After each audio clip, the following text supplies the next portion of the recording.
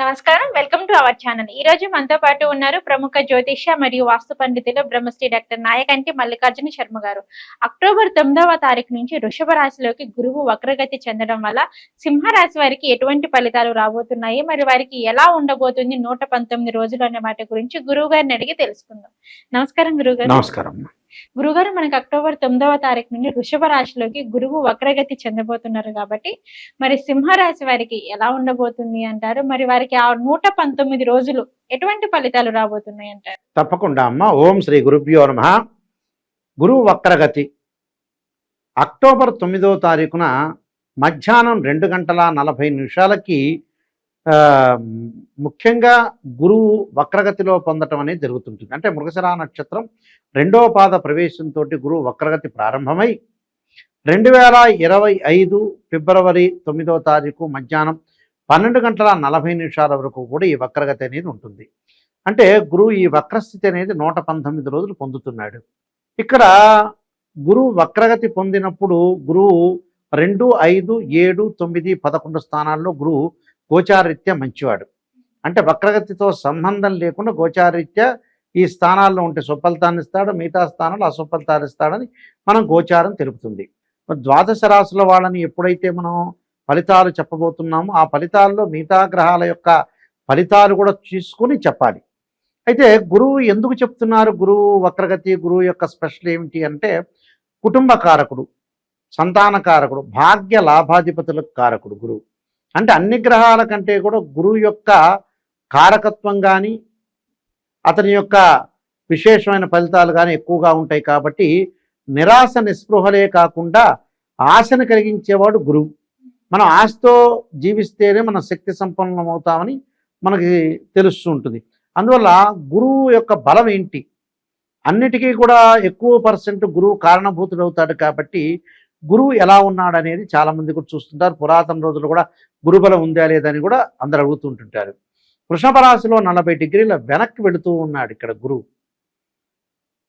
ఇక్కడ ఈ గురువు వల్ల ఈ రాశి వాళ్ళకి ఏ విధంగా ఉందో తెలుసుకుందాం.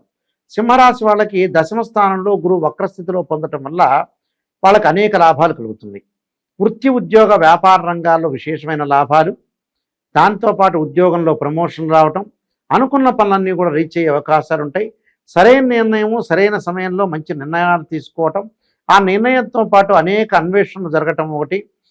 అలానే ఉద్యోగంలో ప్రమోషన్లు, బదిలీలు, నూతన వ్యాపారాలు చేసే అవకాశాలు ఉండటం, అలానే చిరు వ్యాపారులకు కానీ పెద్ద వ్యాపారస్తులకు కానీ అనుకూలంగా ఉండే అవకాశాలు ఎక్కువగా ఉంటాయి. అంటే అనుకూలంగా ఉండటం అంటే నూతన వ్యాపార ప్రయత్నాలు కలిసి వస్తాయి. నూతనంగా వ్యాపారం మనం ఏదన్నా చేయాలనుకుంటే జాయింట్ కానీ సింగిల్ కానీ వ్యాపారం చేసుకొని ముందుకు వెళ్ళొచ్చు, ఎలాంటి ప్రాబ్లం లేదు. దాంతోపాటు ముఖ్యంగా జాయింటుదారులకు కూడా లాభాలు ఒకటి. ముష్టాన్న భోజనం చేయటం, సంతృప్తికరమైన భోజనం చేయటం, విలువైన ఆభరణాలు కొనుగోలు చేయటం, బంగారాభరణాలు, వస్త్రాలు ధరించడం, సంఘమునందు గౌరవ ప్రతిష్టలో బాగా పెరగటం, స్థిరాస్తి అభివృద్ధి కలిగే అవకాశాలు ఉంటాయి. ఏదైతే గతంలో వాళ్ళు ఆస్తి కొనుగోలు చేస్తారో అలాంటి వ్యక్తులు ఆస్తులు అనేవి డబల్ అయ్యే అవకాశాలు ఎక్కువ ఉంటాయి. అంటే 2 రెట్లు పెరుగుతాయి. అందువల్ల ఆస్తి వల్ల లాభం కలిగే అవకాశాలు ఉంటాయి. స్త్రీ సౌఖ్యము, వాహన సౌఖ్యం కలుగుతుంది. వాహన సౌఖ్యం అంటే వాహనాలు కొనుగోలు చేయటం కానీ, బట్ మనం ఆ లగ్జరీ వాహనాల్లో వేరే వాళ్ళ దానిలో కూడా మనం సంచారం చేయడం జరుగుతుంటుంది. కేవలం మనం కొనుగోలు చేయటమే కాదు, ఎదుటి వాళ్ళ యొక్క కారులో ఉండటం కానీ, బంధుమిత్రుల యొక్క కార్లు కానీ వాటిల్లో కూడా ఒక దూర ప్రయాణాలు చేయటం వల్ల కూడా మనకి లగ్జరీ అనేది ఒకటి ఉన్నట్టు అర్థం.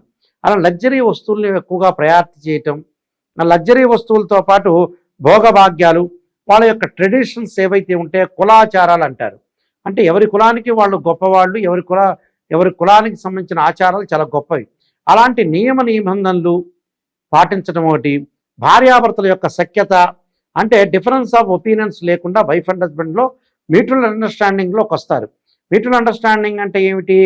బట్ గతంలో ఏదైతే గొడవలు పడుతుంటారు వైఫ్ అండ్ హస్బెండ్ రిలేషన్లో, అంటే చిన్న చిన్న విషయాలకు కూడా కొంతమంది గొడవపడి విడిపోయే వాళ్ళు చాలామంది ఉంటారు.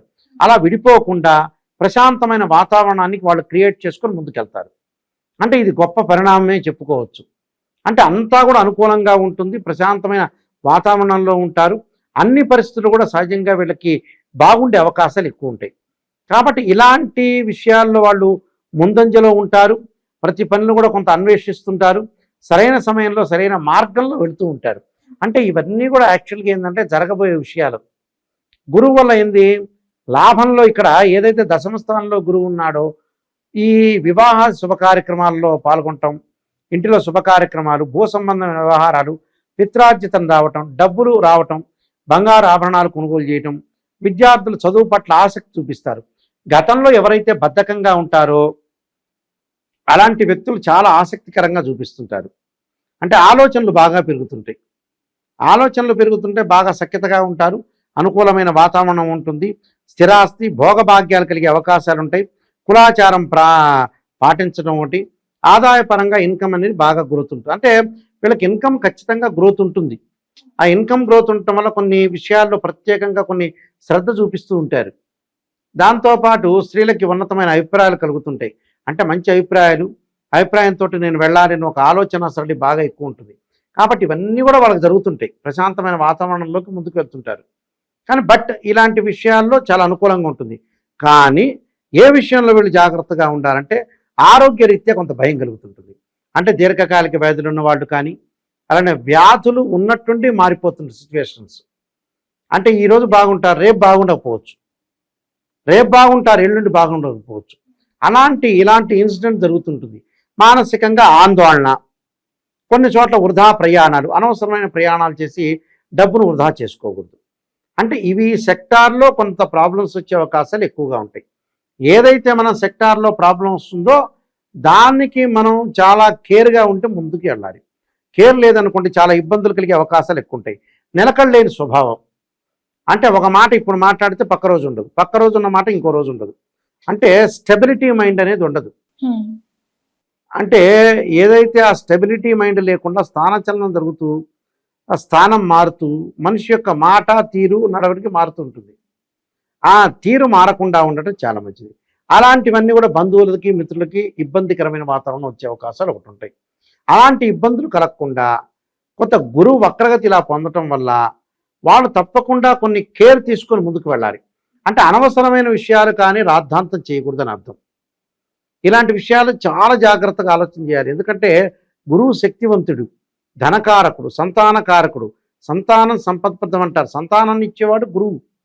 అయితే సంతానం ద్వారా మళ్ళీ శుభవార్తలు కలుగుతుంటుంది. సంతానం డెవలప్మెంట్ చెందటం కానీ, వాళ్ళు మంచి జాబులో ఉండటం కానీ, వాళ్ళకి వివాహాలు జరగటం కానీ, ఇలాంటి ఇన్సిడెంట్స్ అయితే బాగుంటాయి. అందువల్ల ఇబ్బందికరమైన వాతావరణం కాదు, కానీ ఆరోగ్యరీత్యా వృధా ప్రయాణాలు, మానసికంగా ఆందోళన అనేది ఉండకూడదు. దీనివల్ల కొన్ని ఇబ్బందులు కలిగి అనవసరంగా వేరే వాళ్ళతో డిస్టర్బ్ జరిగే అవకాశాలు ఎక్కువ ఉంటాయి. ఇలాంటి విషయాల్లో జాగ్రత్తగా ఉండాలి. మనం ప్రత్యేకంగా ఇలాంటి విషయాల్లోనే కొద్దిగా అంటే భార్యాభర్తల మధ్యలో ఆరోగ్యకరంగా అనారోగ్యం చేసే అవకాశాలు ఉంటాయి. ఒక మగవాళ్ళకే కాదు, స్త్రీలకు కూడా కొన్ని ఇబ్బందులు కలుగుతాయి. స్త్రీలకు వచ్చే గైనకి సంబంధించిన ప్రాబ్లమ్స్ వస్తాయి.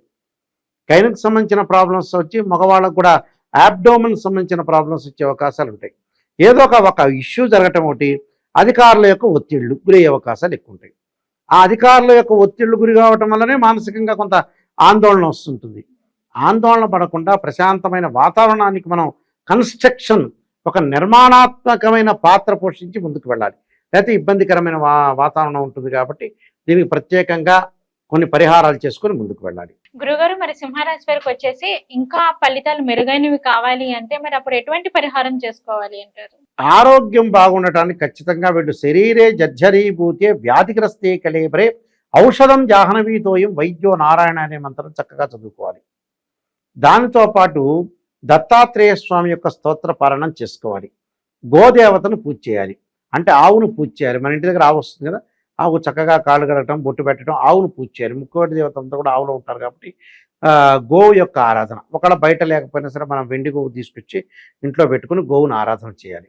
అలా చేయటం వల్ల ఏంటంటే మనకి ఏదైతే ఉంటాయో ఆరోగ్యపరంగా భయము, ఆందోళన ఇలాంటివన్నీ కూడా తగ్గే అవకాశం.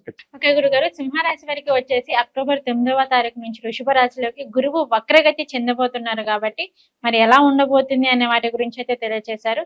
ధన్యవాదాలు. నమస్కారం అండి.